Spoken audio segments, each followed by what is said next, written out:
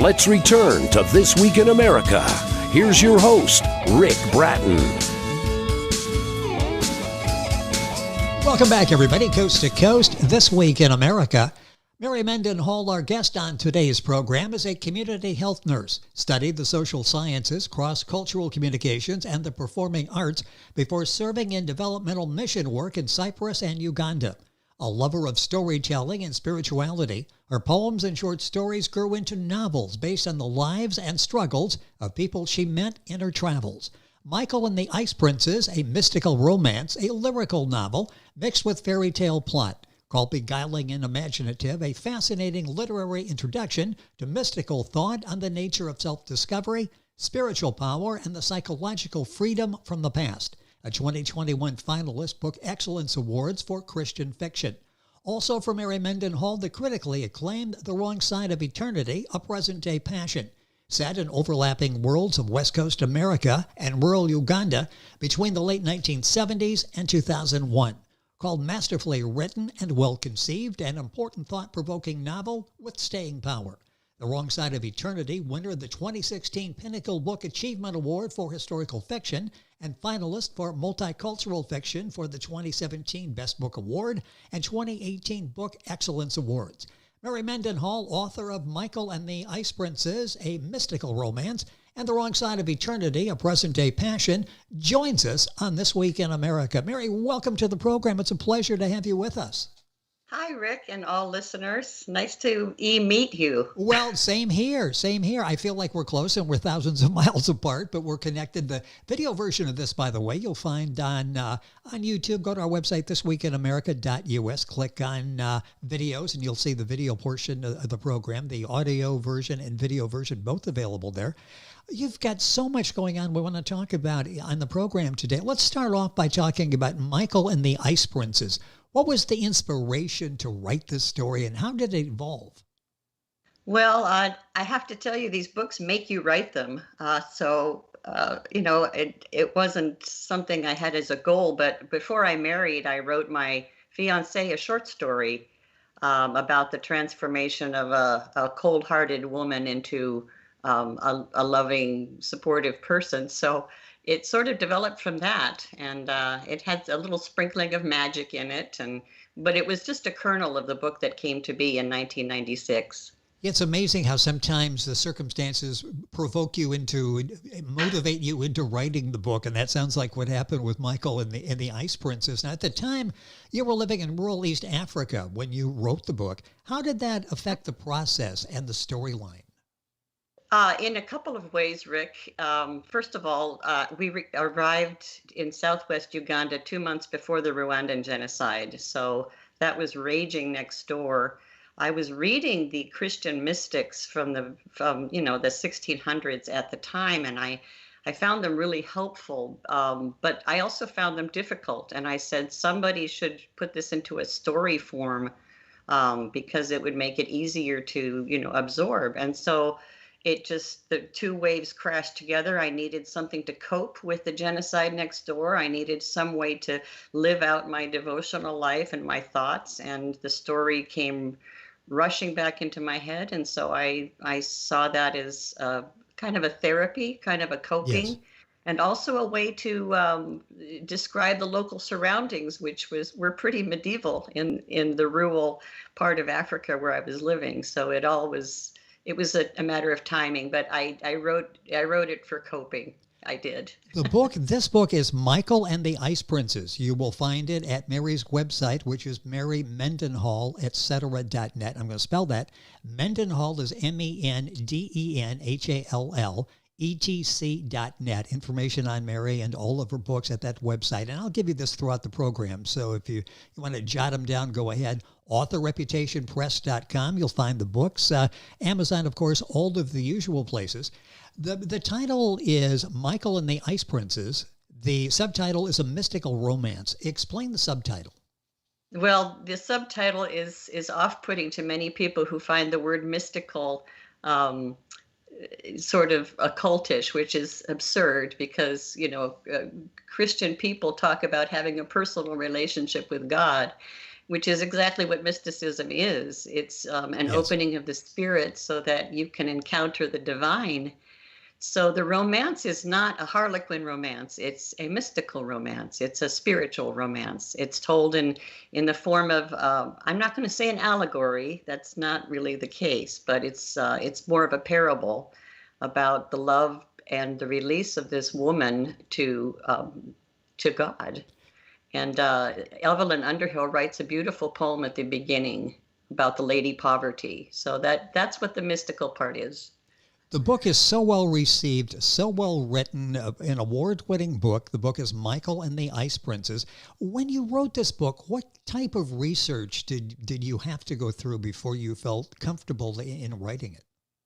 Well, it's the background isn't a specific medieval setting. It's sort of in northern Italy kind of environs, Eastern Europe, but it's very vague, and that's on purpose because I do like the reader to insert their own imagination as much as possible, so I don't hyper describe things. But I just lost the track of your question again. Well, yes, I'm just Um, asking about any research that you Oh had to yeah, do so for this. I did quite a bit of reading on medieval Europe, especially during plague times, and that's always been an interest of mine. I studied English literature in college, and Milton and Dante and some of their ways of thinking. So yeah, it's pastor paid me a compliment. He said that you don't read back into that history our current worldview. You really try to, look at the worldview from that era, which is when the mystics wrote. Well, that's interesting and an important distinction. So often we look back and it's looked back through the prism of modern day society as opposed to in context during those particular times. You do such an excellent job in writing, have been so successful at it. How did you begin writing? How long have you been writing? Well, thank you, Rick. I appreciate that. I was discouraged from a career in the arts because my parents were so practical. So I went into nursing.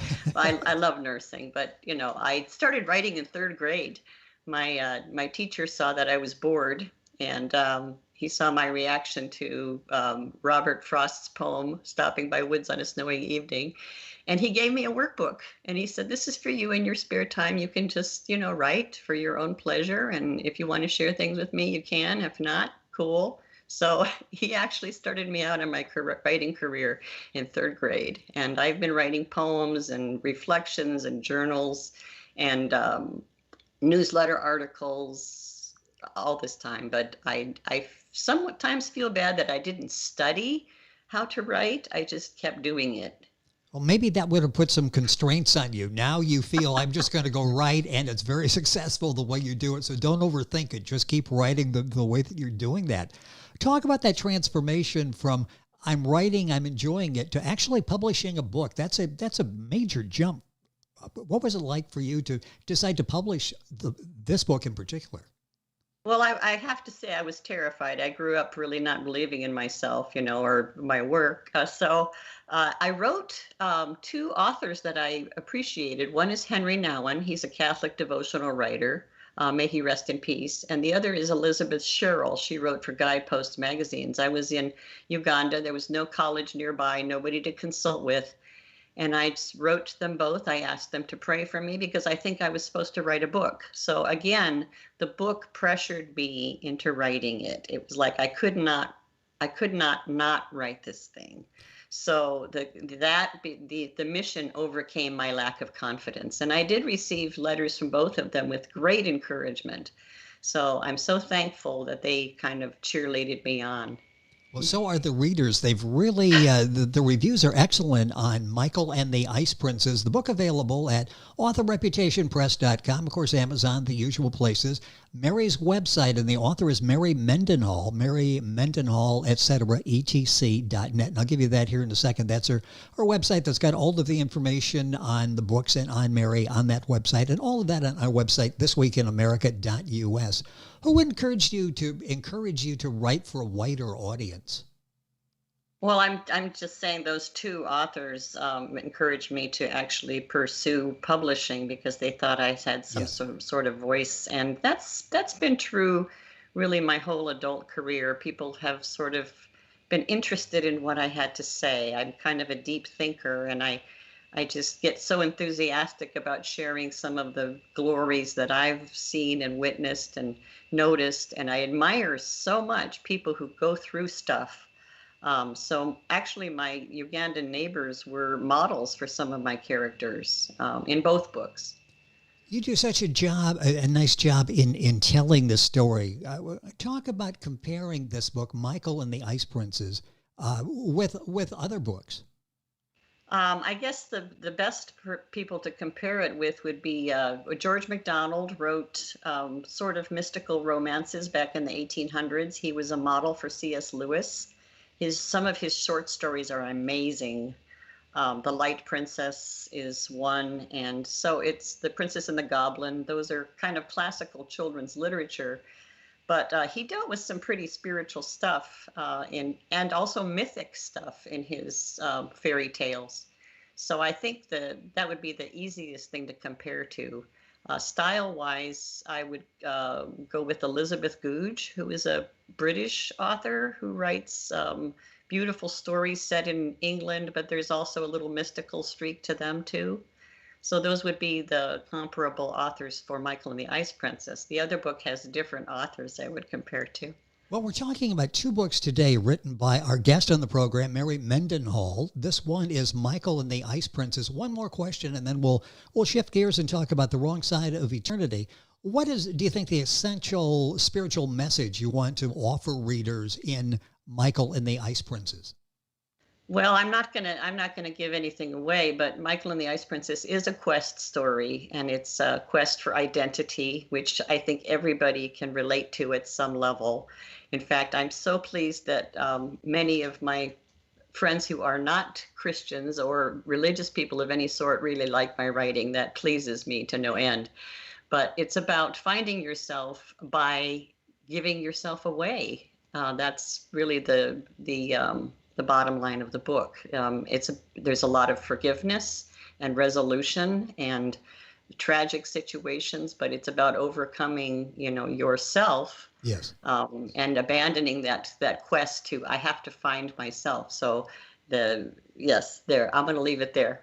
I don't want to give away too much because we would like people to read and share in the total experience of reading the book. The book is Michael and the Ice Princess, a mystical romance, a 2021 finalist Book Excellence Award for Christian Fiction. You'll find the book at the usual places, authorreputationpress.com, one place to go, of course, Amazon, the others, and Mary's website, Mary Mendenhall, etc. That's etc.net. Give you that as we go through the program. Second book is The Wrong Side of Eternity, a present-day passion. You present this book from several points of view. Talk about writing it from that perspective. Well, I think we're all familiar with the four elements: earth, air, fire, and water. And my four main Western characters personify those elements in different ways. They're very different personalities, and they see life very differently. Both positively and negatively. So I try to step into their worldview and speak from where they are. And of course, having different points of view, people have conflicts. So there's quite a bit of personal conflict in the book, and that's part of the passion that's spoken of. It's a relational passion as much as anything. Well, it's a confrontation we all find in life. You get 6, 7 people together, and you're going to have 3, 4, 5 different viewpoints. So the book is a very realistic. Whose story is it? It's a combination of two stories. It's a combination of the stories of people in Uganda that told me what life was like under Idi Amin, and also, watching at a ringside seat as a comparison the Rwandan genocide unfold. It's their story. It's the story of resilience in the middle of great suffering. So that really is the capital P for the passion. As far as the different points of view from the four main characters, that's my own personal story. I've gone through different phases in life and learned some things and outgrown some things. So I can identify very strongly with each of the major four characters and how they view the world. the protagonist in particular, because he has such a ambivalence about things. And I think that's something that a lot of religious people don't own up to or admit, is that, we have these doubts, we have these struggles, we have this ambivalence. So it's both the stories of my neighbors in Uganda, and it's my own story too. Fictionalized, of course. Yes, of course. It's interesting the transformation we all go through. Some of us admit it, some of us don't. But obviously, Mary of today isn't the same Mary of 10 or 12 years ago, just because of the circumstances changing in life. This book is The Wrong Side of Eternity. Subtitle is A Present-Day Passion. How did you come up with that title? What do you mean by a present-day passion? Well, there's some sense in the Holy Scripture that, the passion of Christ continues to this day, that people still suffer on behalf of others for a cause, for love of someone else. And so that explains the subtitle quite clearly. It was interesting because I had one reviewer who didn't seem to know what the word passion meant in that sense. But it has to do with spiritual passion, which is basically suffering on or for the good of someone else. The Wrong Side of Eternity it was its title from day one. I didn't have to mess with the title, but basically The Wrong Side of Eternity has to do with the fact that we paste labels on people, and that really, really limits our relationships. So it's really the wrong way of looking at things from an eternal point of view. So it was there. I didn't make it up. It was there. The book made me write it. Once again, sort of led, sort of like you've got a co-author. You're not quite sure how to phrase that, but you've got a co-author that helped you, that sort of guided you through this.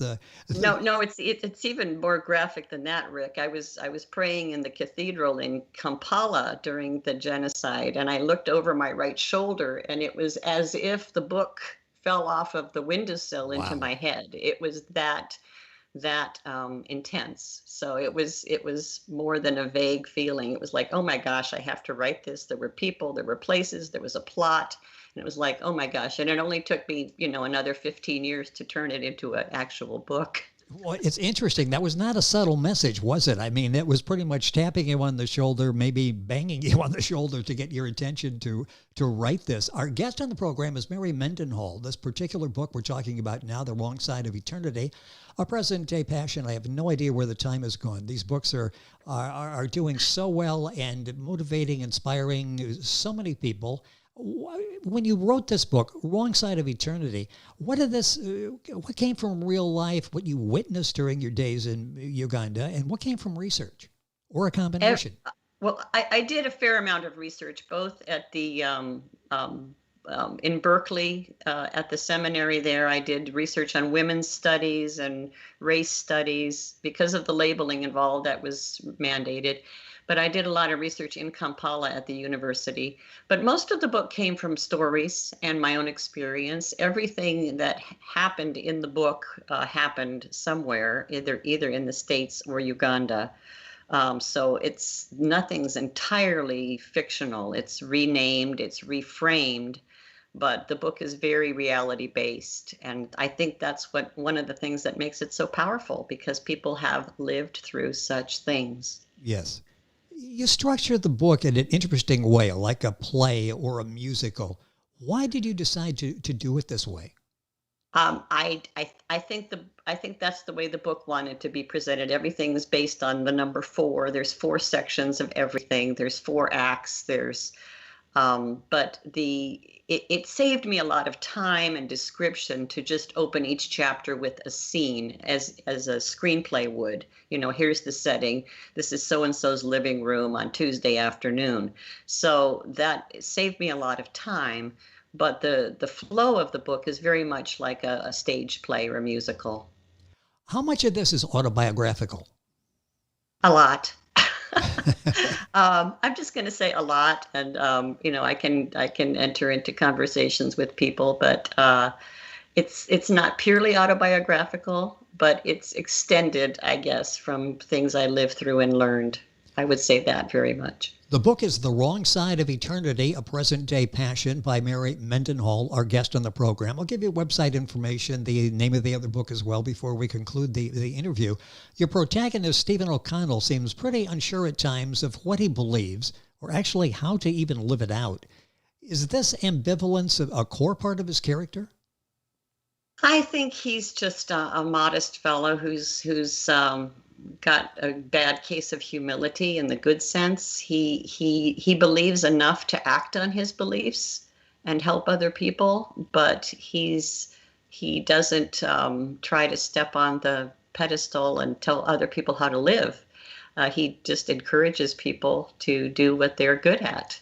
And I think, he's admirable from that point of view. But inside himself, he feels pretty unsure at times. And but that doesn't prevent him from acting. So I think he could be quite a good model for lots of people who are struggling, and also people who have been judged by religious people. That's a big theme in the book. And hopefully it presents a healing for many people that have undergone that. Well, you tackle kind of church trauma, if you will. Well, you tackle a lot of labels: race, gender, sexual orientation, religious, even. Do you have a position on any of these that you want the reader to consider, possibly to adopt? I'm not in a persuasive kind of way, but it's hopefully the book acts more like a mirror. Like, take a look at yourself and what you say you believe and see if they match up, kind of thing. Position-wise, my positions have shifted through the years. I am a practicing Franciscan, so my own spirituality is very warm and embracing, and I'm very glad that it's gone that direction.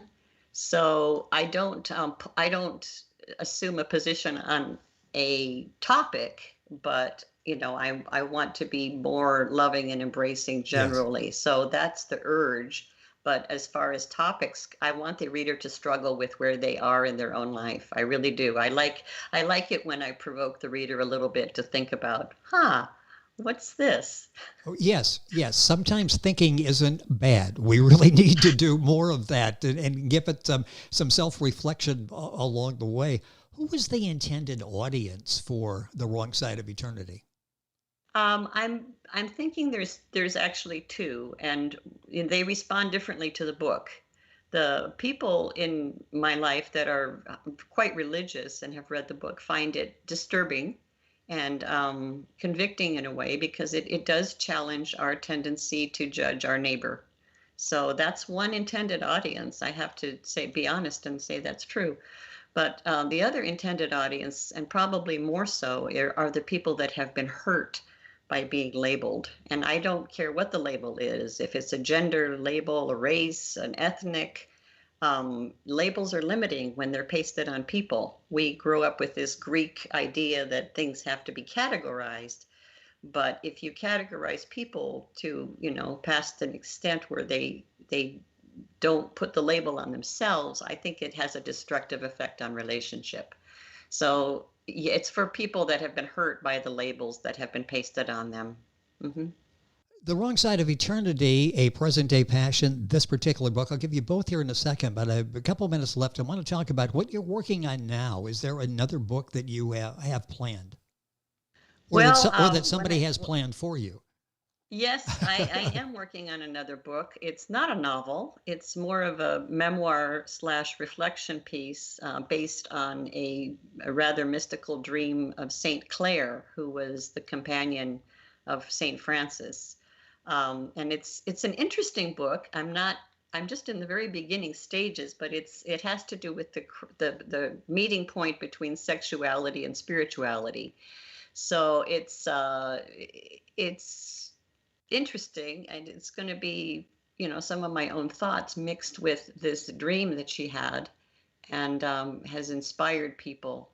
I think the point of that is that we can learn a lot from one another if we share, our dreams and our visions. We can help each other grow a lot. But I'm just at the very beginning of that, Rick. I've been too busy working to, make ends meet to too much. Well, Just a I bit of hope we have a research so chance far. to talk about that as well. It has been such a delight having Mary on the program today. It's Mary Mendenhall. That's Mendenhall. Her website is Mary Mendenhall, etc., .net. So Mary Mendenhall, .net. A book available, authorreputationpress.com, Amazon, all the usual places.